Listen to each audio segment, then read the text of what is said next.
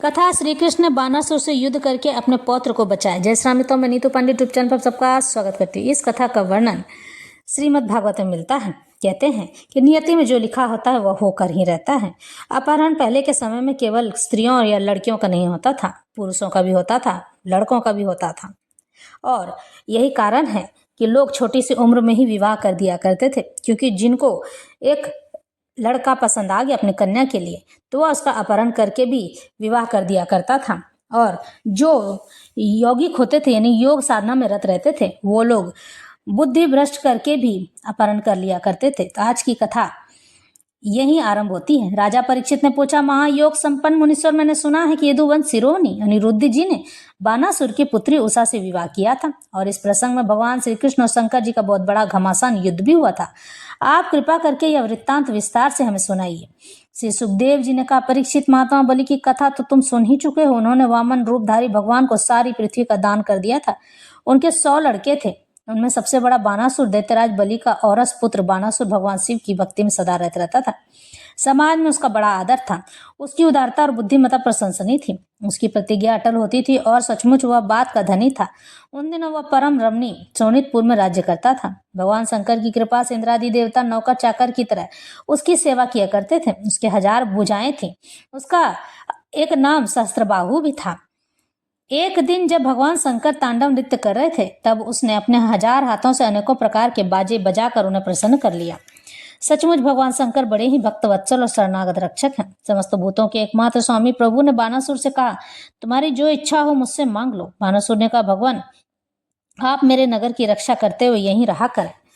एक दिन बल पौरुष के घमंड में चूर बानासुर ने अपने समीप ही स्थित भगवान शंकर के चरण कमलों को सूर्य के समान चमकीले मुकुट से छूकर प्रणाम कर दिया और कहा, हे देवादिदेव, आप समस्त चराचर जगत के गुरु और ईश्वर हैं। मैं आपको नमस्कार करता हूँ। जिन लोगों के मनोरथ अब तक पूरे नहीं हुए हैं उनको पूर्ण करने के लिए आप कल्प वृक्ष के समान हैं। हे भगवान, आपने मुझे 1000 भुजाएं दी हैं, परंतु वे मेरे लिए केवल भार रूप हो रही हैं, क्योंकि त्रिलोकियों में आपको छोड़कर मुझे अपनी बराबरी का कोई वीर योद्धा नहीं मिलता है जो मुझसे लड़ सके। आदिदेव, एक बार मेरी बाहों में लड़ने के लिए इतनी खुजलाहट हुई कि मैं दिग्गजों की ओर चला, परंतु वे भी डर के मारे भाग खड़े हुए। उस समय मार्ग में अपनी बाहों की चोट से मैंने बहुत से पहाड़ों को तोड़ फोड़ डाला था। बानासुर की यह प्रार्थना सुनकर भगवान शंकर ने तनिक क्रोध से कहा, रे मूढ़, जिस समय तेरी ध्वजा टूटकर गिर जाएगी उस समय मेरे ही समान योद्धा से तेरा युद्ध होगा और वह युद्ध तेरा घमंड चूर चूर कर देगा। हे परीक्षित, बानासुर की बुद्धि इतनी बिगड़ गई कि भगवान शंकर की बात सुनकर उसे बड़ा हर्ष हुआ और वह अपने घर लौट गया। अब वह मूर्ख भगवान शंकर के आदेश के अनुसार उस युद्ध की प्रतीक्षा करने लगा जिसमें उसके बल वीर का नाश होने वाला था। परीक्षित, बानासुर की एक कन्या थी, उसका नाम था उषा। अभी वह कुंवारी ही थी कि एक दिन स्वप्न में उसने देखा कि परम सुंदर अनिरुद्ध जी के साथ मेरा समागम हो रहा है, मिलन हो रहा है। आश्चर्य की बात तो यह थी कि उसने अनिरुद्ध जी को न तो कभी देखा था और न ही सुना था। स्वप्न में ही उसने न देखकर वह बोल उठी, हे प्राण प्यारे, तुम कहाँ हो? और उसकी नींद टूट गई। वह अत्यंत विहलता के साथ उठ बैठी और यह देखकर कि मैं सखियों के बीच में हूँ बहुत ही लज्जित हुई, शर्माई। परीक्षित, बानासुर के मंत्री का नाम कुंभांड था। उसकी एक कन्या थी जिसका नाम था चित्रलेखा। उषा और चित्रलेखा एक दूसरे की सहेलियां थी। चित्रलेखा ने उषा से कौतूहलवश यानी कि उतावलेपन में पूछा, हे सुंदरी राजकुमारी, मैं देखती हूँ कि अभी तक किसी ने तुम्हारा पानी ग्रहण भी नहीं किया है, तुमसे विवाह भी नहीं किया है, फिर तुम किसे ढूंढ रही हो और तुम्हारे मनोरथ का क्या स्वरूप है? तुम्हारे मन की इच्छा क्या है? तो उषा ने कहा, सखी, मैंने स्वप्न में एक बहुत ही सुंदर नवयुवक को देखा है। उसके शरीर का रंग सांवला सांवला सा है, नेत्र कमल दल के समान है, शरीर पर पीला पीला पीतांबर फहरा रहा है, भुजाएं लंबी लंबी हैं और वह स्त्रियों का चित्त यानी मन चुराने वाला है। उसने पहले तो अपने अधरों का मधुर मधु मुझे पिलाया, परंतु मैं उसे अघाकर ही पी ही ना सकी। फिर वह मुझे दुख के सागर में डाल कर न जाने कहाँ चला गया। मैं तरसती ही रह गई। सखी, मैं अपने उसी प्राण वल्लभ को ढूंढ रही हूँ। चित्रलेखा ने कहा, सखी, यदि तुम्हारा चितचोर त्रिलोकी में कहीं भी होगा तो उसे तुम पहचान सकोगी, तो मैं तुम्हारी विरह व्यथा अवश्य शांत कर दूंगी। मैं चित्र बनाती हूँ, तुम अपने चितचोर प्राण वल्लभ को पहचान कर बतला तो दो, फिर वह चाहे कहीं भी होगा मैं उसे तुम्हारे पास ले आऊंगी।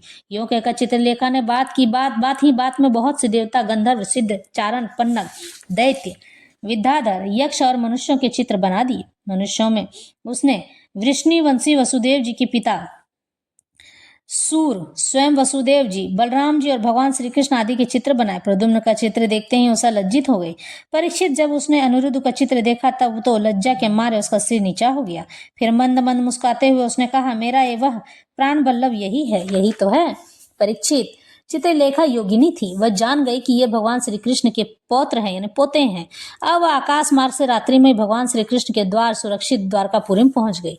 वहां अनिरुद्ध जी बहुत ही सुंदर पलंग पर सो रहे थे। चित्रलेखा योग सिद्धि के प्रभाव से उन्हें उठाकर सोनितपुर ले आई और अपनी सखी उषा को उसके प्रीतम का दर्शन करा दिया। अपने परम सुंदर प्राण वल्लभ को पाकर आनंद की अधिकता से उसका मुख कमल प्रफुल्लित हो गया, बहुत खुश हो गई और अनिरुद्ध जी के साथ अपने महल में विहार करने लगी। अनिरुद्ध कृष्ण भगवान के बेटे प्रद्युम्न के पुत्र थे। परीक्षित, उसका अंतःपुर इतना सुरक्षित था कि उसकी ओर कोई पुरुष झांक तक नहीं सकता था। उषा का प्रेम दिन दुना रात चौगुना बढ़ता चला गया।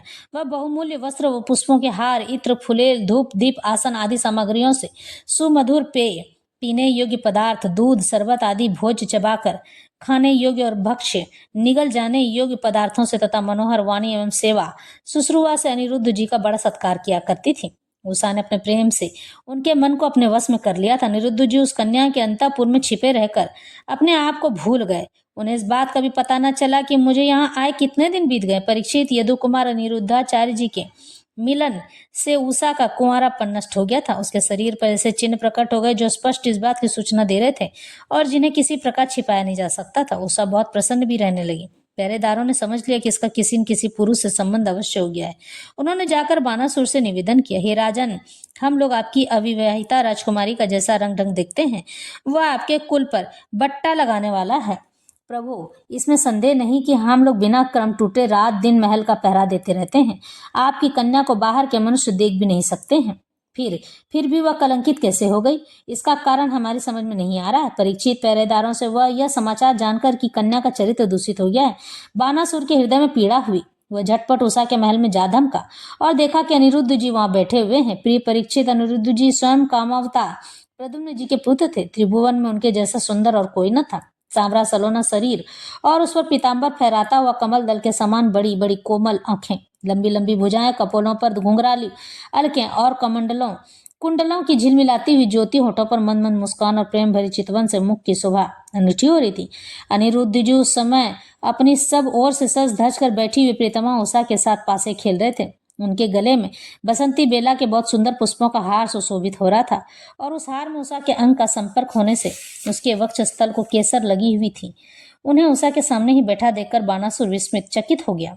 जब अनिरुद्ध जी ने देखा कि बानासुर बहुत से आक्रमणकारी शस्त्र के साथ सुसज्जित होकर तैयार होकर सैनिकों के साथ महलों में घुस आया है, तब वे उन्हें धराशायी कर देने के लिए लोहे का एक भयंकर परिध लेकर डट गए, मानो स्वयं कालदंड लेकर मृत्यु यम खड़ा हो। बानासुर के साथ आए वे सैनिक उनको पकड़ने के लिए ज्यों ज्यों उनकी ओर झपटते त्यों त्यों वे मार मार कर गिराते जाते, ठीक वैसे ही जैसे सुअरों के दल का नायक कुत्तों को मार डाले। अनिरुद्ध जी की चोट से उन सैनिकों के सिर, भुजा, जंघा आदि अंग टूट फूट गए और वे महलों से निकल भागे।